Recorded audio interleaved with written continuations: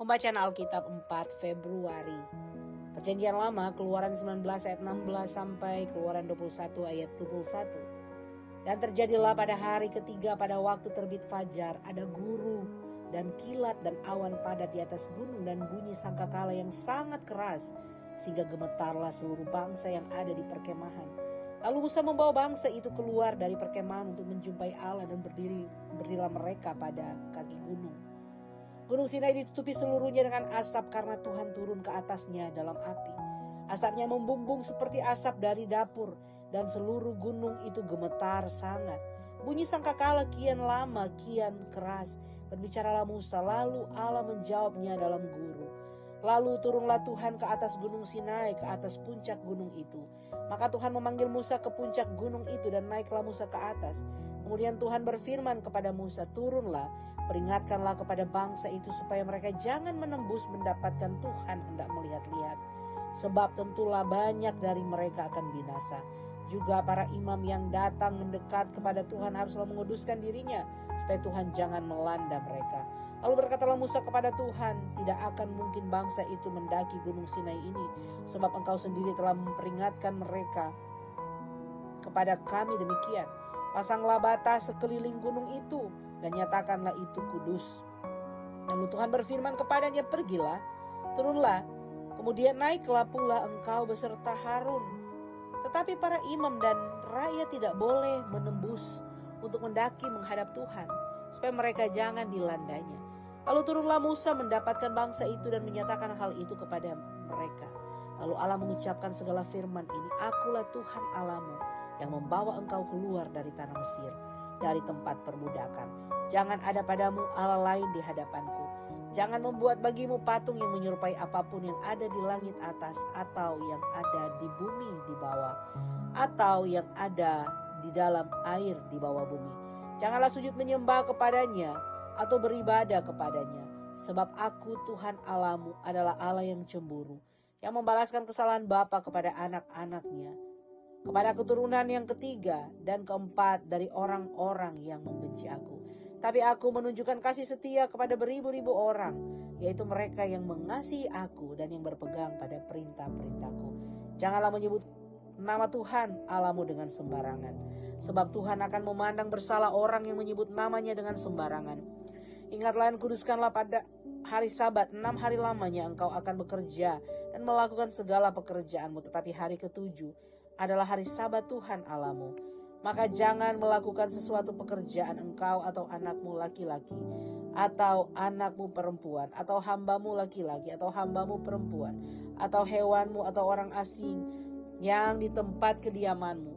Sebab 6 hari lamanya Tuhan menjadikan langit dan bumi, laut dan segala isinya, dan Ia berhenti pada hari ketujuh. Itulah sebabnya Tuhan memberkati hari Sabat dan menguduskannya. Hormatilah ayahmu dan ibumu, supaya lanjut umurmu di tanah yang diberikan Tuhan Allahmu kepadamu. Jangan membunuh, jangan berzina, jangan mencuri, jangan mengucapkan saksi dusta tentang sesamamu. Jangan mengingini rumah sesamamu, jangan mengingini istrinya atau hambanya laki-laki atau hambanya perempuan, atau lembunya atau keledainya, atau apapun yang dipunyai sesamamu. Seluruh bangsa itu menyaksikan guru mengguntur kilat sambung menyambung, sangkakala berbunyi dan gunung berasap. Maka bangsa itu takut dan gemetar, dan mereka berdiri jauh-jauh. Mereka berkata kepada Musa, engkaulah berbicara dengan kami, maka kami akan mendengarkan. Tetapi janganlah Allah berbicara dengan kami, nanti kami mati. Tapi Musa berkata kepada bangsa itu, janganlah takut, sebab Allah telah datang dengan maksud untuk mencoba kamu, dan dengan maksud supaya takut akan Dia ada padamu, agar kamu jangan berbuat dosa. Adapun bangsa itu berdiri jauh-jauh, tetapi Musa pergi mendekati embun yang kelam di mana Allah ada. Lalu berfirmanlah Tuhan kepada Musa, beginilah kau katakan kepada orang Israel, kamu sendiri telah menyaksikan bahwa aku berbicara dengan kamu dari langit. Janganlah kamu membuat di sampingku Allah perak, juga Allah emas janganlah kamu buat bagiku. Kau buatlah bagiku mezbah dari tanah, dan persembahkanlah di atasnya korban bakaranmu dan korban keselamatanmu, kambing domba dan lembu sapimu. Pada setiap tempat yang kutentukan menjadi tempat peringatan bagi namaku, aku akan datang kepadamu dan memberkati engkau. Tapi jika engkau membuat bagiku mezbah dari batu, maka jangan engkau mendirikannya dari batu pahat. Sebab apabila engkau mengerjakannya dengan beliung, maka engkau melanggar kekudusannya. Juga dengan engkau naik tangga ke atas ke mezbamu, supaya auratmu jangan kelihatan di atasnya. Inilah peraturan-peraturan yang harus kau bawa ke depan mereka. Apabila engkau membeli seorang budak Ibrani, maka haruslah ia bekerja kepadamu 6 tahun lamanya. Tapi pada tahun yang ke-7 ia diizinkan keluar sebagai orang merdeka dengan tidak membayar tebusan apa-apa. Jika ia datang seorang diri saja, maka keluar pun ia seorang diri. Jika ia mempunyai istri, maka istrinya itu diizinkan keluar bersama-sama dengan dia. Jika tuannya memberikan kepadanya seorang istri dan perempuan itu melahirkan anak-anak lelaki atau perempuan, maka perempuan itu dengan anak-anaknya tetap menjadi kepunyaan tuannya, dan budak laki-laki itu harus keluar seorang diri. Tapi jika budak itu dengan sungguh-sungguh berkata, "Aku cinta padamu tuanku, kepada istriku dan kepada anak-anakku, aku tidak mau keluar sebagai orang merdeka," maka haruslah tuannya itu membawanya menghadap Allah, lalu membawanya ke pintu atau ke tiang pintu, dan tuannya itu menusuk telinganya dengan penusuk, dan budak itu bekerja pada tuannya untuk seumur hidup. Apabila ada seorang menjual anaknya yang perempuan sebagai budak, maka perempuan itu tidak boleh keluar seperti cara budak-budak lelaki keluar.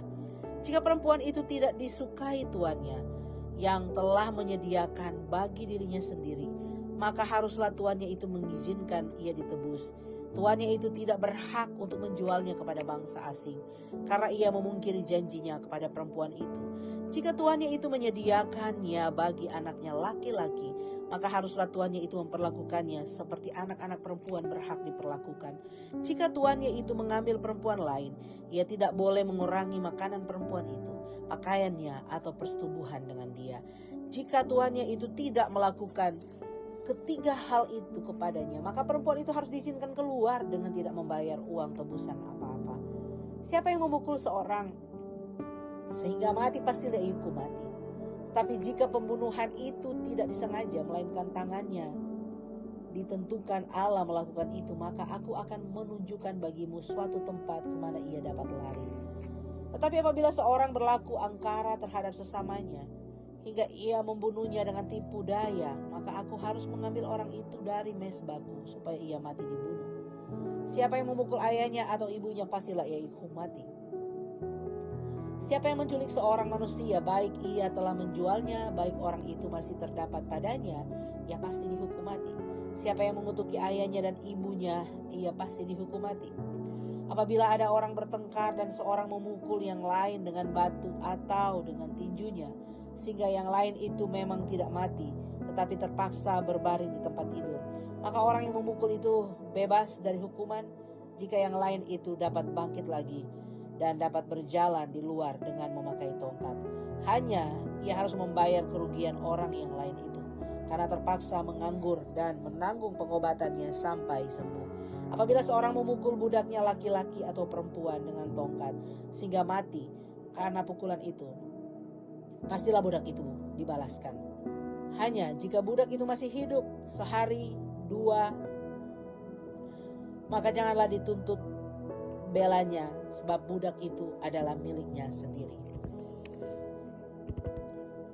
Pembacaan dari Perjanjian Baru, Matius 23 ayat 13 sampai 39.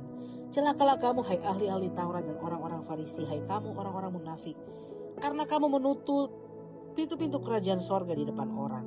Sebab kamu sendiri tidak masuk dan kamu merintangi mereka yang berusaha untuk masuk.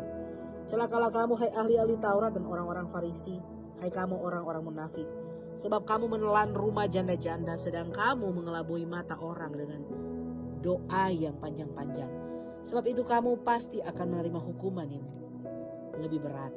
Celakalah kamu, hai ahli-ahli Taurat dan orang-orang Farisi, hai kamu orang-orang munafik, sebab kamu mengarungi lautan dan menjelajah daratan untuk mentobatkan satu orang saja menjadi penganut agamamu, dan sesudah ia bertobat kamu menjadikan dia orang neraka yang 2 kali lebih jahat daripada kamu sendiri.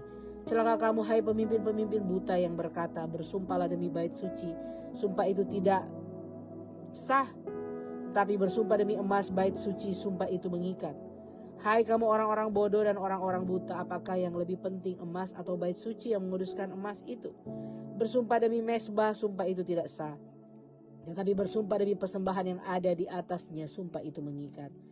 Hai kamu orang-orang buta, apakah yang lebih penting, persembahan atau mezbah yang menguduskan persembahan itu? Karena itu barang siapa bersumpah dengan mezbah, ia bersumpah demi mezbah dan juga demi segala sesuatu yang terletak di atasnya. Dan barang siapa bersumpah demi bait suci, ia bersumpah demi bait suci dan juga demi dia yang diam di situ. Dan barang siapa bersumpah demi sorga, ia bersumpah demi tahta Allah dan juga demi dia yang bersemayam di atasnya. Celakalah kamu, hai ahli-ahli Taurat dan orang-orang Farisi, hai kamu orang-orang munafik, sebab persepuluhan dari selasi adas manis dan jintan kamu bayar.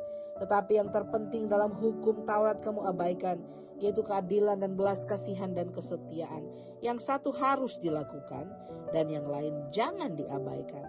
Hai kamu pemimpin-pemimpin buta, nyamuk kamu tapiskan dari dalam minumanmu, tetapi unta yang di dalamnya kamu telan.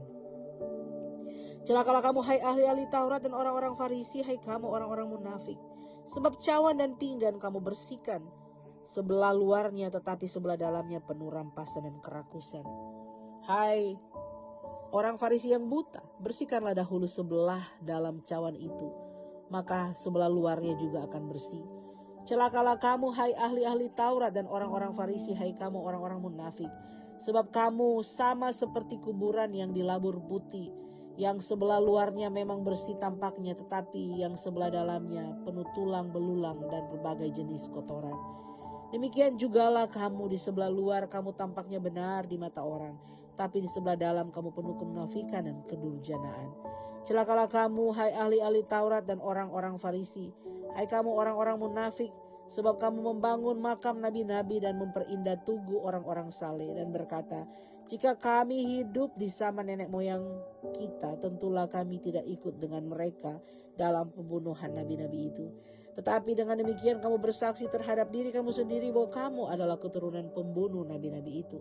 Jadi penuhilah juga takaran nenek moyangmu. Hai kamu ular-ular, hai kamu keturunan ular beludak, bagaimanakah mungkin kamu dapat meluputkan diri dari hukuman neraka? Sebab itu lihatlah, aku mengutus kepadamu nabi-nabi, orang-orang bijaksana dan ahli-ahli Taurat. Separuh di antara mereka akan kamu bunuh dan kamu salibkan. Yang lain akan kamu sesah di rumah-rumah ibadatmu dan kamu aniaya dari kota ke kota, supaya kamu menanggung akibat penumpahan darah orang yang tidak bersalah, mulai dari Habel orang benar itu sampai kepada Sakaria anak Berekhaya. Dan kamu bunuh di antara tempat kudus dan mezbah. Aku berkata kepadamu, sesungguhnya semuanya ini akan ditanggung angkatan ini. Yerusalem, Yerusalem, engkau yang membunuh nabi-nabi dan melemparkan dengan batu orang-orang yang kuutus kepadamu. Berkali-kali aku rindu mengumpulkan anak-anakmu sama seperti induk ayam mengumpulkan anak-anaknya di bawah sayapnya. Tetapi kamu tidak mau. Lihatlah, rumahmu ini akan ditinggalkan dan menjadi sunyi. Dan aku akan berkata kepadamu, mulai sekarang kamu tidak akan melihat aku lagi, hingga kamu berkata, diberkatilah dia yang datang dalam nama Tuhan. Pembacaan dari Mazmur 28 ayat 1 sampai 9. Kepadamu ya Tuhan, gunung batuku, aku berseru. Janganlah berdiam diri terhadap aku, sebab jika engkau tetap membisu terhadap aku menjadi seperti orang yang turun ke dalam liang kubur. Dengarkanlah suara permohonanku apabila aku berteriak kepadamu minta tolong dan mengangkat tanganku ke arah tempatmu yang maha kudus. Janganlah menyeret aku bersama-sama dengan orang fasik ataupun dengan orang yang melakukan kejahatan, yang ramah dengan teman-temannya, tetapi yang hatinya penuh kejahatan. Ganjarilah dia mereka menurut perbuatan mereka dan menurut kelakuan mereka yang jahat. Ganjarilah mereka setimpal dengan perbuatan tangan mereka. Balaslah kepada mereka apa yang mereka lakukan, karena mereka tidak mengindahkan pekerjaan Tuhan, dan perbuatan tangannya ia akan menjatuhkan mereka dan tidak membangunkan mereka lagi. Terpujilah Tuhan karena ia telah mendengar suara permohonanku. Tuhan adalah kekuatanku dan perisaiku, kepadanya hatiku percaya. Aku tertolong, sebab itu beria-ria hatiku, dan dengan nyanyianku aku bersyukur kepadanya. Tuhan adalah kekuatan umatnya dan benteng keselamatan bagi orang yang diurapinya. Selamatkanlah kiranya umatmu dan berkatilah milikmu sendiri. Gembalakanlah mereka dan dukunglah mereka untuk selama-lamanya. Pembacaan dari Amsal. Hikmat hari ini. Amsal 7 ayat 1 sampai 5. Hai anakku, berpeganglah pada perkataanku dan simpanlah perintahku dalam hatimu. Berpeganglah pada perintahku dan engkau akan hidup. Simpanlah ajaranku seperti biji matamu. Tambatkanlah semuanya itu pada jarimu dan tuliskan itu pada loh hatimu. Katakanlah kepada hikmat, engkau saudaraku, dan sebutkanlah pengertian itu sanakmu, supaya engkau dilindunginya terhadap perempuan jalang, terhadap perempuan asing yang licin perkataannya. Demikian pembacaan Alkitab hari ini.